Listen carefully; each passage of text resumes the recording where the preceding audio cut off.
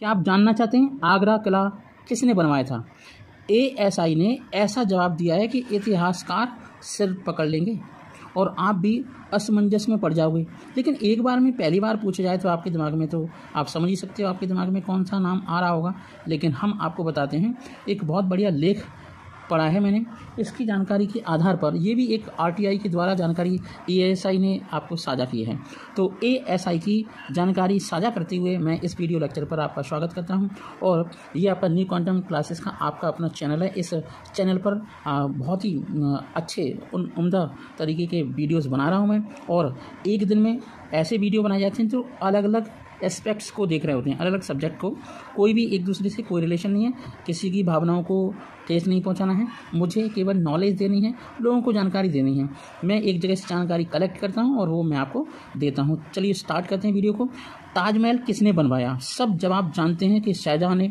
ऐसा ही सवाल आगरा के किले, आगरा फोर्ट को लेकर जब देश के पुरातत्व विभाग ASI, archaeological survey of India से पूछा गया तो जवाब में ये बताया गया कि एएसआई को नहीं पता। मतलब जवाब ये हुआ कि एएसआई को नहीं पता आगरा का किला सबसे पहले किसने बनवाया। आगरा का ये किला अलग अलग वक्त में मुगल शासकों, राजपूत राजाओं और दिल्ली के सुल्तान के कब्जे में रहा। यूनेस्को ने इसे घोषित किया था वर्ल्ड हेरिटेज साइट, यानी विश्व धरोहर घोषित किया गया। किसके द्वारा? यूनेस्को। ये आपकी इंटरनेशनल लेवल की आर्कियोलॉजिकल सर्वे को कंट्रोल करने वाली संस्था है। लेकिन किले को किसने बनवाया? सवाल तो ये है, आज का सवाल बहस का मुद्दा बना हुआ है और ज़्यादातर इतिहासकारों के पास इसकी कोई जवाबदेही नहीं। तो हुआ क्या था कि एएसआई ने अब इसके बारे में क्या कहा। Archaeological survey of India ASI Bharat सरकार के संस्कृति मंत्रालय के अधीन आता है, इंडियन गवर्नमेंट के कल्चरल मिनिस्ट्री में आता है।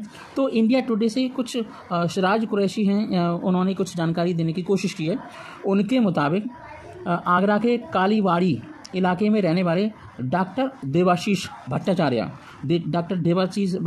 को आप जानते होंगे। ये 27 मई 2023 को सूचना के आधार पर, मतलब एक आरटीआई होती है, सूचना का अधिकार होता है आरटीआई, किसी भी व्यक्ति से, किसी भी जो भी अच्छे पद पर लोग होते हैं उनसे आप अपनी जानकारी ले सकते हो, जो भी आपको कन्फ्यूजन है, के तहत आगरा के किले के बारे में जानकारी मांगी थी। इसमें खास तौर पर एक सवाल पूछा गया था कि आगरा किला मूल रूप से पहले किसने बनवाया था। आप जानते हैं जो बड़े बड़े स्ट्रक्चर्स होते हैं, उन बड़े बड़े स्ट्रक्चर को एक बंदा नहीं उसकी नींव रखता। पता नहीं वो 100 साल से, 200 साल से, 500 साल से, 1000 साल से उसकी जगह को बनाया जाता है, जैसे हमारे पुराने घर होते हैं। और मुगल बादशाह अकबर ने इसमें क्या बदलाव करवाए, ये भी पूछा गया कि आगरा किला बनने से पहले वहाँ क्या काम हुआ करता था या क्या था।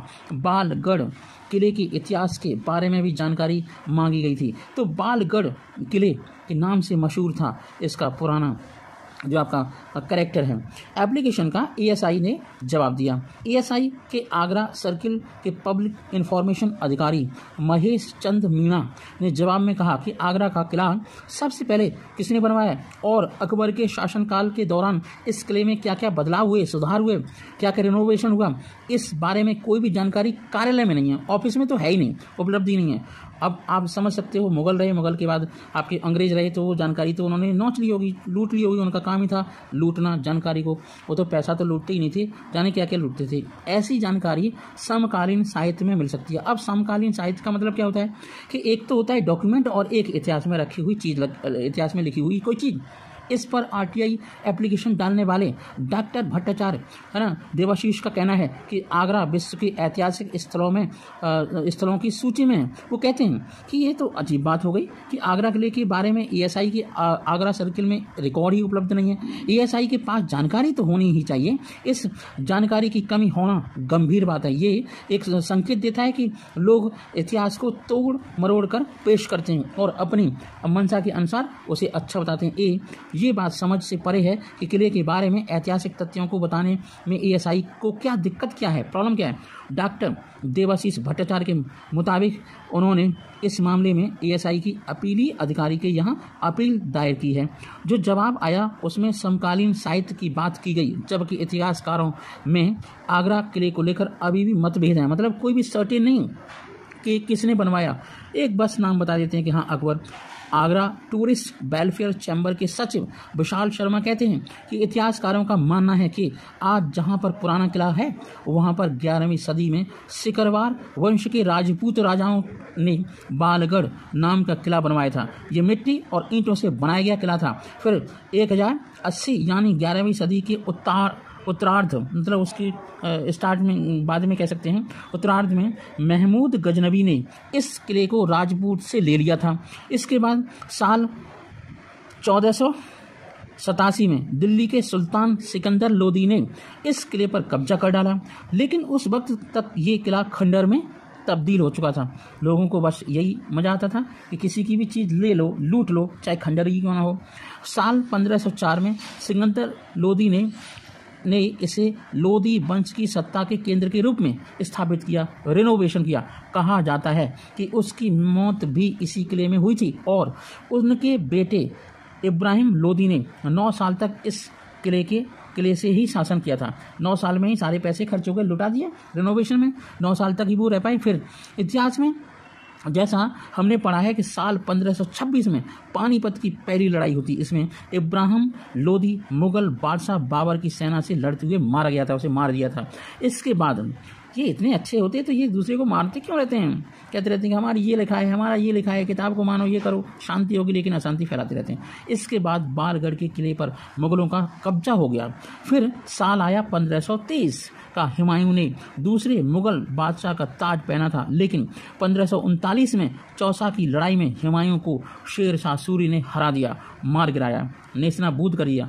अब बालगढ़ के किले पर अफगानी शासक शेर शाह सूरी का कब्जा माना जाता है और शेर शाह सूरी को सब लोग महान बताते हैं। वो एक बाहरी आक्रांता था, इन्वेडर था, चोर था, लुटेरा था। 1545 में सूरी की मृत्यु हो जाती है। उसके बाद साल 1556 तक किले पर सूरी वंश या सूरी राजवंश का ही आधिपत्य था, उसकी ही कंट्रोल में ये किला था। मैटर क्या था कि पूरे भारत में इसी किले से क्या होता था, राज्य होता था। इसके बाद पानीपत की दूसरी लड़ाई होती। इसमें अकबर के सेनापति ने हैमू को बुरी तरह हरा दिया, मार गिराया। किले पर फिर कब्जा हो गया अकबर का। किसका हो गया? अकबर का। उपलब्ध इतिहास के मुताबिक बालगढ़ पर कब्जा करने वाले पहले मुगल शासक बाबर थे, लेकिन आगरा को अपनी राजधानी घोषित करने का जो काम किया था वो अकबर ने किया था। आगरा के चारों तरफ और बालगढ़ में अकबर ने लाल बलुआ पत्थर का खूब इस्तेमाल किया। ये लाल बलुआ पत्थर आज भी नुमाया है, मतलब अच्छा लगता है, जो आज का किला दिख रहा है। विशाल शर्मा का कहना है कि आगरा के किले का इतिहास किले के प्रवेश द्वार पर एक पत्थर पर उकेर कर लिखा गया है, लेकिन फिर भी ASI इसके इतिहास के बारे में जवाब नहीं दे पाया। चक्कर क्या है, ASI भारत के आज़ाद होने के बाद हुई, लेकिन भारत की आज़ादी मानसिक रूप से नहीं मिली। अभी भी कुछ लोग अंग्रेजी विचारधारा के हैं, चल रहे हैं, वो अपने हिसाब से चीज़ों को चलाना चाहते हैं, क्योंकि आर्कियोलॉजिस्ट इतिहास की खासी पड़ताल करते हैं, स्मारकों के इतिहास की पूरी जानकारी रखते हैं और इस जानकारी का इस्तेमाल भी स्मारकों को मेंटेन करने के लिए, रिनोवेशन करने के लिए भी रखते हैं।